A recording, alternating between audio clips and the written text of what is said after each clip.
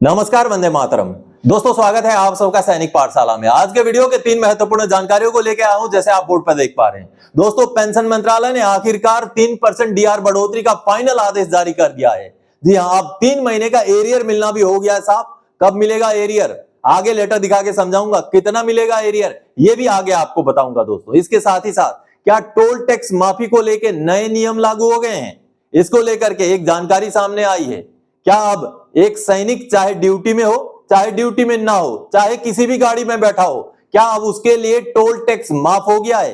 कुछ ऐसी ही जानकारी सामने आई है, आगे उसके बारे में भी जानेंगे दोस्तों। इसके साथ ही साथ एक बड़ा सवाल है, एक जवान जब रिटायर हो जाता है, क्या वो रेजिमेंट के लिए या रिकॉर्ड ऑफिस के लिए बोझ बन जाता है?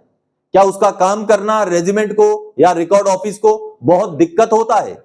यह सवाल क्यों खड़ा हुआ है, आगे कुछ दस्तावेजों के साथ इसके बारे में भी बात करेंगे। तो चलिए आगे बढ़ेंगे दोस्तों। आगे बढ़ने से पहले हमेशा की तरह मेरा आप सबसे आग्रह है दोस्तों, सामने के आंकड़े देखिए। अभी भी आंकड़े ऐसे हैं कि बहुत सारे व्यूअर्स हैं जो चैनल के वीडियोस तो देखते हैं लेकिन फिर भी चैनल को सब्सक्राइब नहीं किया है, यानी कि नॉट सब्सक्राइब वाले भी वीडियोस देख रहे हैं।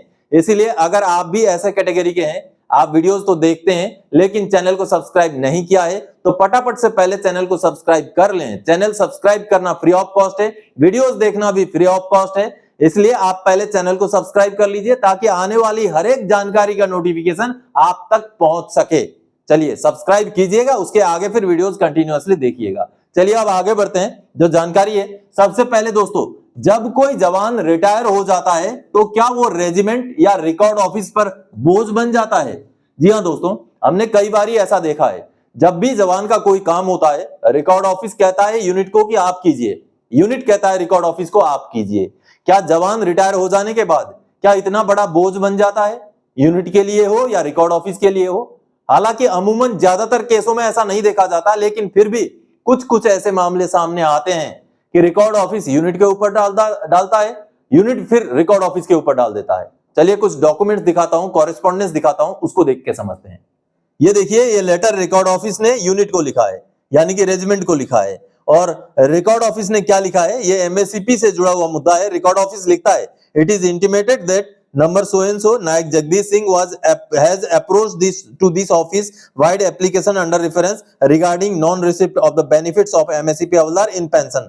यानी कि नायक जगदीश सिंह ने ऊपर वाले सीपीग्राम्स के ग्रीवेंस के थ्रू से हमें अप्रोच किया है कि उनको पेंशन में एमएससीपी हवलदार का फायदा नहीं मिला। आगे बोला गया है, as per policy of the MSCP the individual was eligible for grant of MSCP to the rank of havildar after completion of 16 years of service that is on 5 October 2016। यानी कि एमएससीपी के पॉलिसी के हिसाब से 16 साल जैसे ही कंप्लीट हो जाता है उनको एमएससीपी लागू था, और इन पेंशनर का 16 साल 5 अक्टूबर 2016 को पूरा हो गया था, यह बताया गया। अगला पैराग्राफ में बताया गया है, hence it is requested to intimate the part 2 order number under which MSCP Havaldar in respect of EBID ex-serviceman has been published, and if the same has not been published, please intimate the reason for the same directly to ESM under intimation to this office। इसलिए हम आपसे request करते हैं कि आप हमें inform करें कि इनका पार्ट 2 ऑर्डर कौन से पार्ट 2 ऑर्डर नंबर में एमएससीपी हवलदार का पब्लिश किया है, और अगर नहीं पब्लिश किया है तो इंडिविजुअल को आप इंटीमेशन कर दीजिए कि हमने पब्लिश नहीं किया है,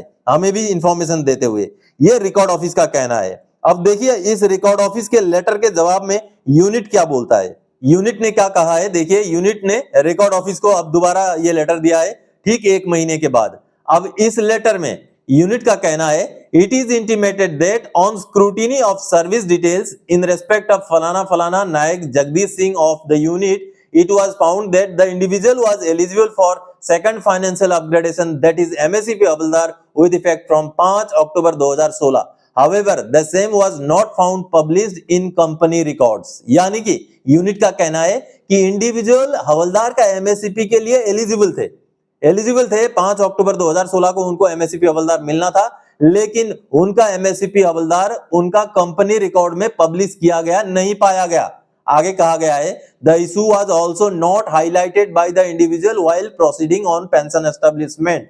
यानी कि इस इशू को पेंशनर ने पेंशन जाते टाइम इंडिविजुअल ने हमें नहीं बताया, इसकी जानकारी नहीं दी, ये यूनिट का कहना है। आगे यूनिट का कहना है, in view of the above you are requested to take necessary action at your end and as the individual was any with effect from 1 अक्टूबर 2022। अब देखिए यूनिट रिकॉर्ड के सिर पे डाल रहा है। यूनिट बोल रहा है क्योंकि अब इंडिविजुअल जो है रिटायर हो चुके हैं तो आप ही कोई नेसेसरी एक्शन ले लें, ये रिकॉर्ड को यूनिट का कहना है। यानी कि दोस्तों यूनिट डाल रहा है रिकॉर्ड के सिर पर, रिकॉर्ड डाल रहा है यूनिट के सिर पर। इससे यही पता चलता है कि आप अगर थोड़ा जोर लगा करके ऐसे इश्यूज पर नहीं लगेंगे खुद अपनी तरफ से तो ना यूनिट करेगा ना रिकॉर्ड ऑफिस करेगा। हालांकि अभी इंडिविजुअल एनी हो चुके हैं, वो रिटायर हो चुके हैं, तो इस कंडीशन में रिकॉर्ड ऑफिस इनका पार्ट टू ऑर्डर कर सकता है। और क्योंकि पार्ट टू ऑर्डर का कैजुअलिटी का डेट उस समय का है जब यूनिट में इंडिविजुअल प्रेजेंट थे, तो इस लिहाज से यूनिट भी कर सकता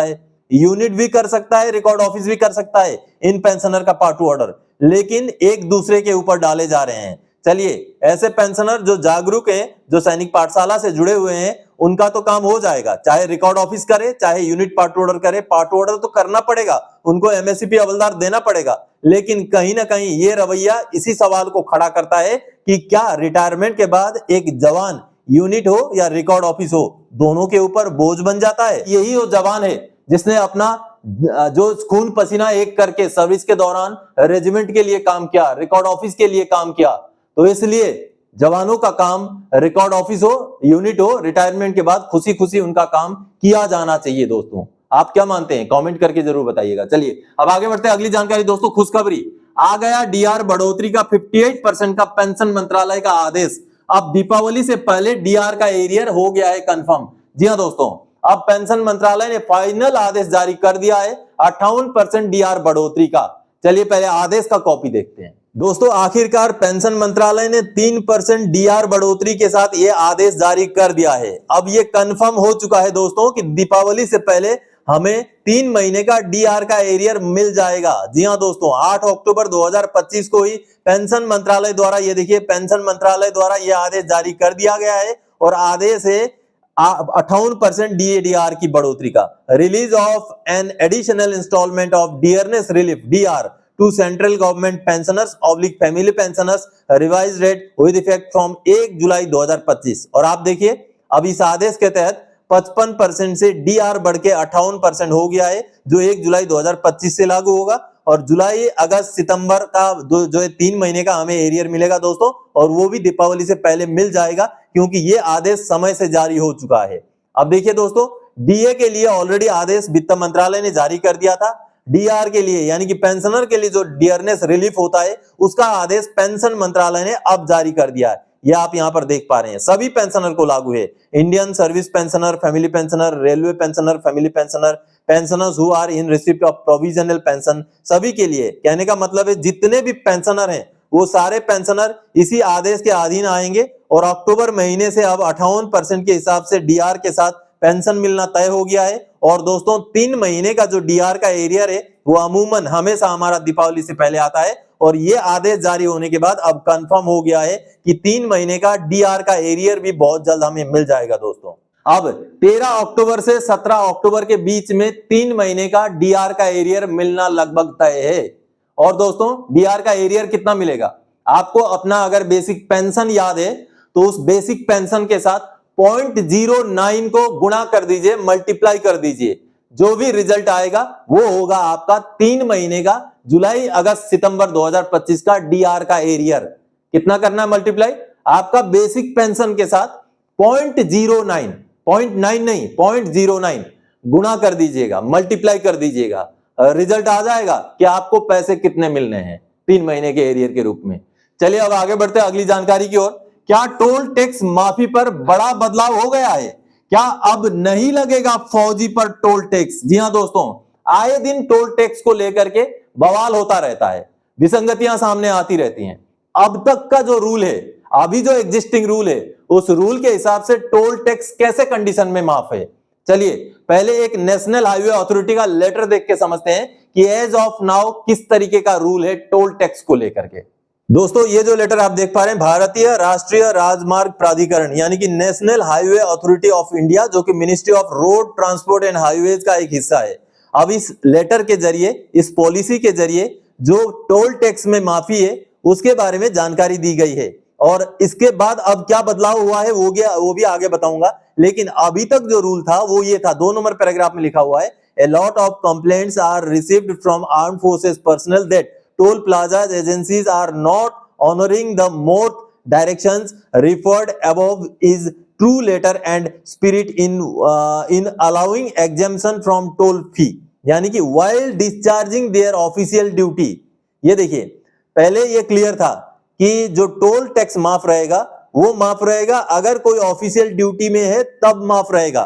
आगे लिखा हुआ है, in spite of armed forces personnel officers showing their identity card and explaining that they are on official duty, toll plaza employees often use harsh language and ask for further proof। यानी कि कोई सैन्य कर्मी या अधिकारी अपना I card दिखाता है, कहता है कि मैं ड्यूटी पे हूं, फिर भी जो टोल कर्मी है वो उनकी बात को नहीं मानते हैं और बुरा बर्ताव करते हैं। तो इसको लेकर के ये गाइडलाइन जो है जारी किया गया था और कहा गया था कि जो भी आर्म फोर्सेस के पर्सनल हैं टोल प्लाजा से अगर गुजरते हैं तो उनको सम्मान दिया जाए। जी हाँ, यही है गाइडलाइन दोस्तों। और गाइडलाइन साफ साफ बोलता है कि अगर कोई ऑफिशियल ड्यूटी में है तभी उनको टोल टैक्स माफ है। हालांकि अगर कोई डाउट पैदा होता है तो बेनिफिट ऑफ डाउट भी जो फौजी हैं, जो सर्विस पर्सनल हैं, उनको ही दिया जाएगा। यानी कि अगर ये डाउट होता है कि वो ड्यूटी में है कि नहीं है तो ड्यूटी में मानना पड़ेगा।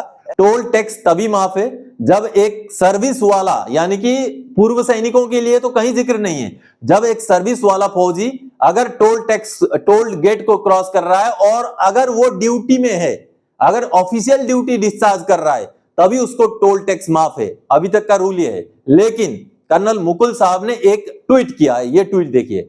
अब इस पर टोल प्लाजा में लगे हुए एक बोर्ड को उन्होंने दिखाया और उस बोर्ड में जो रूल लिखा हुआ है, जो नियम लिखा गया है, उसमें बदलाव दिख रहा है दोस्तों। जो एग्जिस्टिंग रूल है उससे हट के वहां पर एक लाइन लिखा गया है और वो लाइन फौजियों के लिए अच्छा लाइन है। क्यों अच्छा लाइन है, चलिए उसको देख के समझते हैं। दोस्तों, कर्नल मुकुल जी ने जो एक टोल गेट के पास का बोर्ड का फोटो शेयर किया था, अब इसमें उन्होंने कहा था कि जो लास्ट वाला पैराग्राफ है, अदर व्हीकल्स के 3 नंबर जो पॉइंट है, 3 नंबर पॉइंट में आप देखिए क्या लिखा हुआ है। अभी ये थोड़ा सा बदलाव दिखाई दे रहा है। The personnel of defence services of regular forces and their private vehicles are exempted from paying toll irrespective of whether they are on duty और नॉट। यानी कि साफ साफ लिखा हुआ है, अगर कोई डिफेंस पर्सनल है, सर्विस रेगुलर फोर्स का डिफेंस पर्सनल है, तो वो चाहे प्राइवेट गाड़ी में हो, चाहे ड्यूटी में हो, चाहे ड्यूटी में ना भी हो, उनको टोल टैक्स माफ है। तो ये बड़ा बदलाव दिखाई दे रहा है। पहले गाइडलाइन ये थे कि ड्यूटी में होना जरूरी है, लेकिन अब गाइडलाइन इस बोर्ड के इस नोटिफिकेशन के हिसाब से अगर हम बोलें तो अब गाइडलाइन इस तरीके से यहाँ बोर्ड पे भी लिखा हुआ मिल रहा है कि चाहे ड्यूटी में हो चाहे ड्यूटी में ना हो, अगर सर्विस पर्सन है तो उनको टोल टैक्स माफ है। हालांकि ये पूर्व सैनिकों के लिए मेंशन नहीं किया गया है, लेकिन अगर सैनिक है, अगर सैनिक टोल प्लाजा क्रॉस कर रहा है, चाहे वो ड्यूटी में हो चाहे ड्यूटी में ना भी हो, अगर सैनिक है तो उसको टोल टैक्स माफ है। ये साफ साफ इस बोर्ड में लिखा गया है। हालांकि इसको लेकर कोई भी ऑफिशियल लेटर अभी तक सामने नहीं आया है, लेकिन अगर टोल प्लाजा में ये लिखा गया है तो कहीं ना कहीं किसी इंस्ट्रक्शन को मिलने के बाद ही लिखा गया होगा दोस्तों। तो दोस्तों, आज के इस वीडियो में इन्हीं जानकारियों के साथ आया था। आगे और कोई जानकारी दायक आपसे सरोकार रखने वाला विषय लेके मैं फिर से हाजिर हो जाऊंगा। तब तक के लिए जय हिंद दोस्तों।